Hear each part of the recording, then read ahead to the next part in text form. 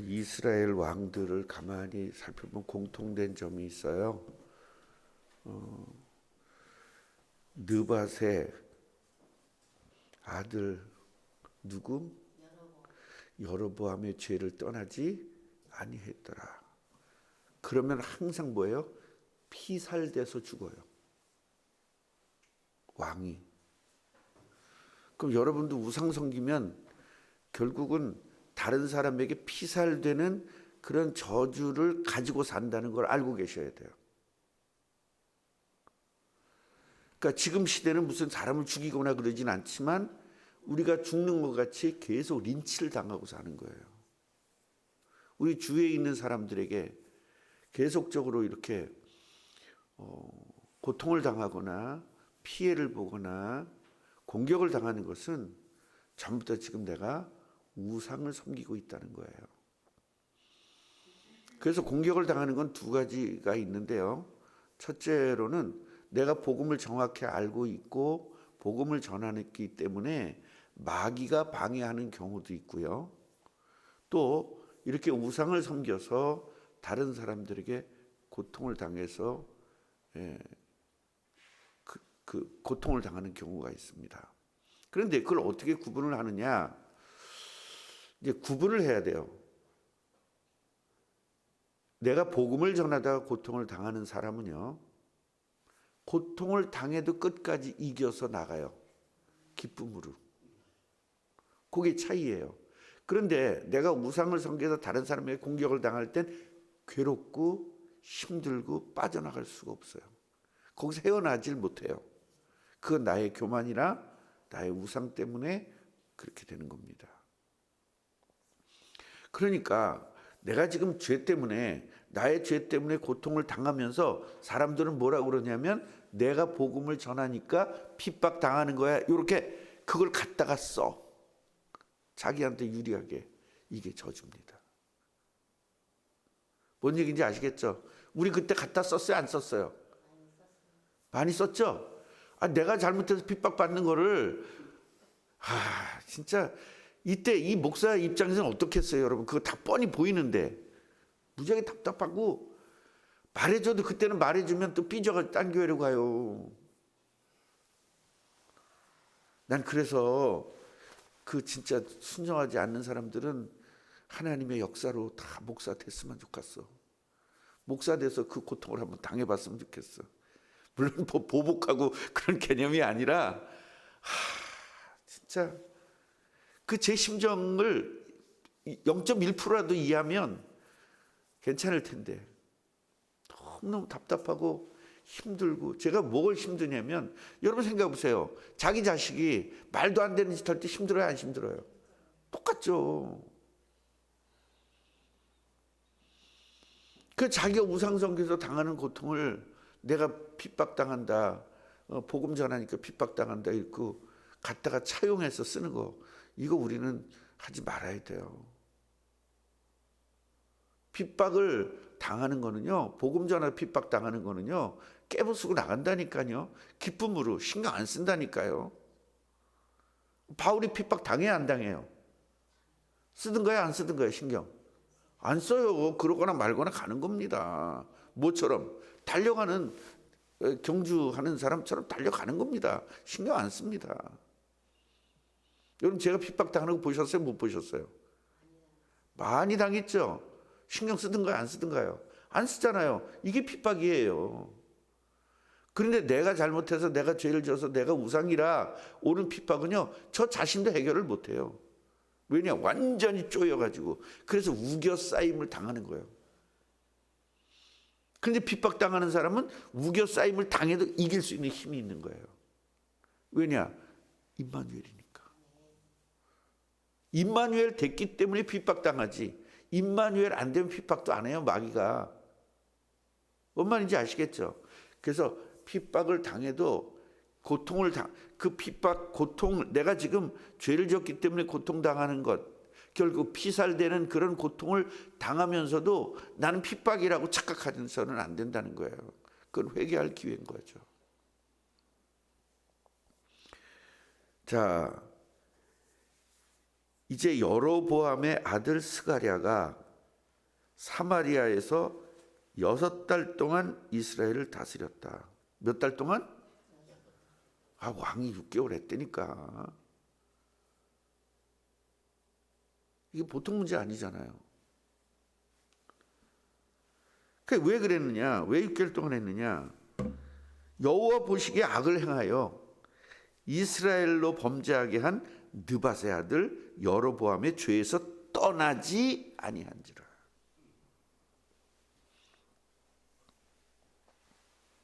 이게 뭐예요? 우상 섬겼다는 거예요. 여러분, 우상이 얼마나 무섭습니까? 우상인데도 우상인지를 몰라. 내 자신이 우상이라니까. 나를 보호하고 나 건드리면 승질나고 내 자존심 건드리면 화가 나고, 이게 다 우상이거든요. 여러분, 죽었어요? 살았어요? 십자가에 못 박혀서 죽었잖아. 입으로는 조동아리는 그냥, 그래서 제가 조동아리 신앙이라고 그랬잖아요. 하도 그걸 못 알아들으니까 조동아리 신앙이다. 입으로는 하나님 저는 구원받았습니다. 저는 우상을 다 버렸습니다. 그래놓고 툭 건드리면 그냥 속에서부터 올라와 가지고 왜 나를 건드리냐고 아그락을 쓰고, 그게 살아있는 거예요? 죽은 거예요? 기도할 때는 청산유수 같이 바울이 고백한 것처럼, 갈레아디아 2장 10절, 내가 십자가에 못 박혀 죽었습니다. 감사합니다. 이러놓고요. 장로님 한 번만 딱 그냥, 네가 뭔데, 목사만 다야. 우라 여기서 치밀어 올라가지고 아그락을 쓰고 말이죠. 여러분 다 아시잖아요. 장로님 잠깐 동안 삐져 있었던 거. 예, 다 알잖아요. 그래서 목사는 끝까지 기다려줘야 된다니까요. 될 때까지. 그러니까 어떤 말을 들어도 괜찮은 것은요, 담대하고 이게 커서 괜찮은 게 아니라 죽었으니까 괜찮은 거예요. 같이 해보세요. 죽자. 십자가에서 같이 죽어야, 십자가에서 예수님과 죽어야 예수님과 함께 부활하죠. 죽지도 않고 또 부활신앙 설교 듣거나 하나님 부활되게 주시옵소서, 우리 가정이 부활되게 주시옵소서. 개뿔. 죽어야 부활되지. 죽지도 않은데 무슨 부활을 합니까? 개뿔. 그 방송 듣는 분들은 지금 내가 개뿔 이런 말 쓰고 뭐 이런 말 쓰니까 저 목사님 왜 저래 그럴지 모르지만, 목사 어떻습니까? 옛날에 선지자들 얼마나 욕을 잘했는지 몰라요. 우상 섬기는 사람들한테 욕하고 말이죠. 근데 진짜 우리가 바른 말 쓰고 올바른 말을 써야 되겠죠. 복음 전하면서 이 새끼 저 새끼 하면서 복음 전할 수는 없죠. 그래 하도 답답하니까 이게 좀 임팩트를 좀 확 집어넣어줘야 되는데, 얼마나 입으로만 하고 안 되니까 내가 그냥 입신앙 그러면 이게 안 될 것 같더라고. 그래서 조동아리 신앙이 이렇게 버린 거거든요. 그러니까 다 사람들이 깨닫잖아요. 뭔 말인지를. 아주 입으로는 무슨 세계에서 제일 1등 믿음이야. 우리 꿈나무 교회 아주 기도하는 거 봐봐. 아주 그냥, 이야. 바울의 신앙을 본받게 해주셔서 감사합니다. 십자가에 못 박혀 죽었사오니 이제는요. 이러면서.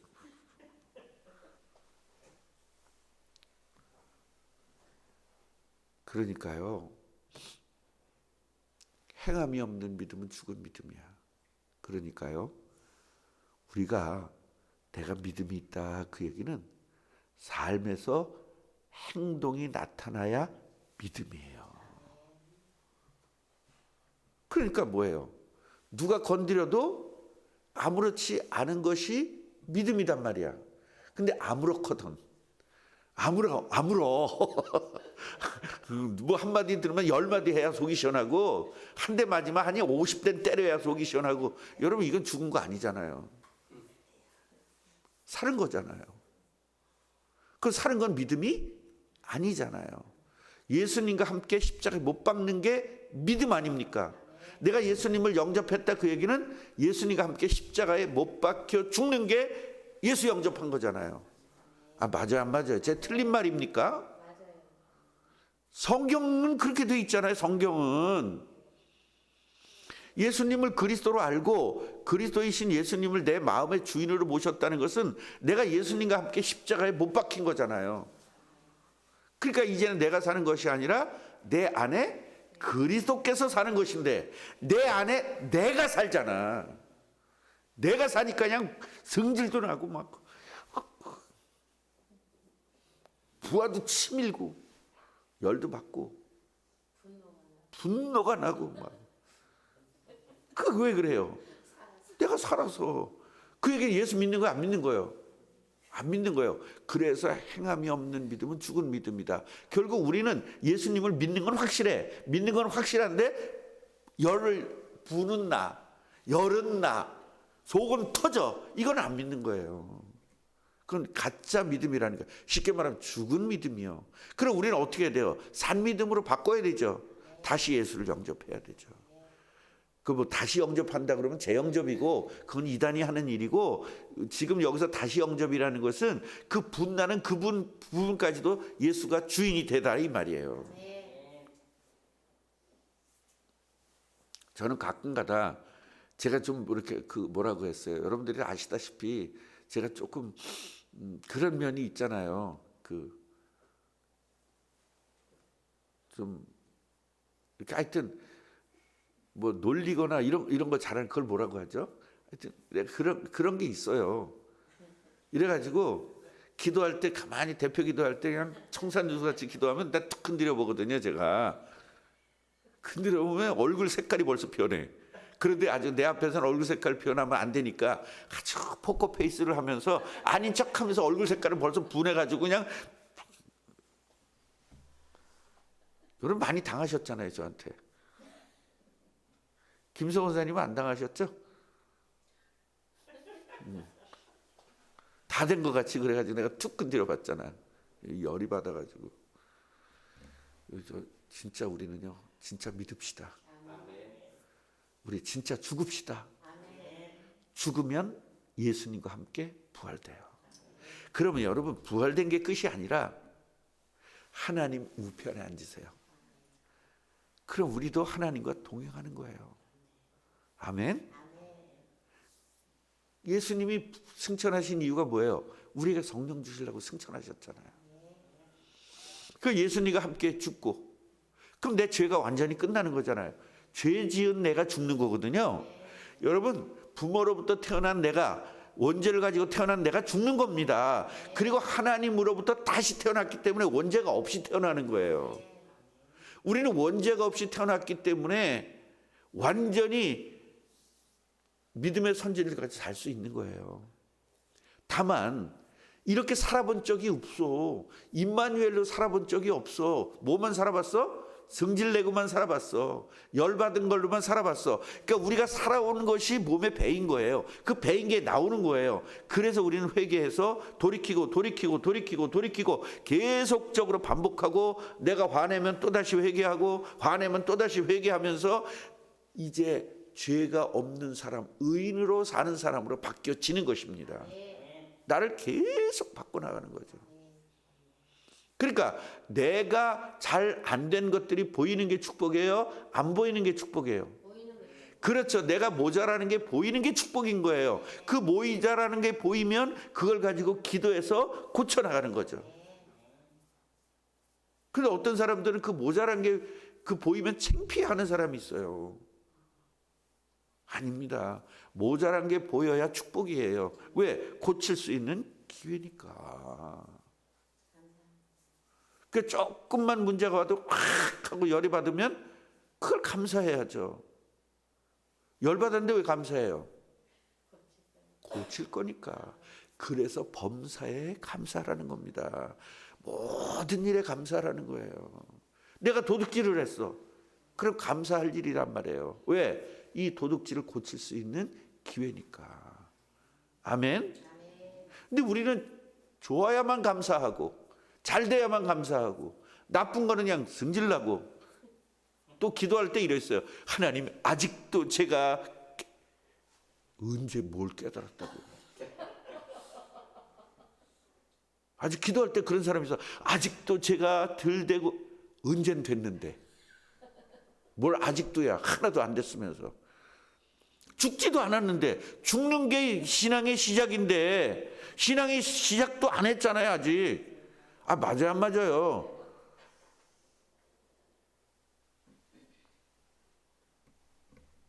간증할 때도 아직도 저는 멀은 것 같아요. 언제 시작을 했어? 멀기는. 얼마나 웃기는지 몰라. 그래서 우리가 정말로 이 왕들을 보면서 내가 저 왕같이 살았구나. 내가 저렇게 우상 섬기고 살았구나.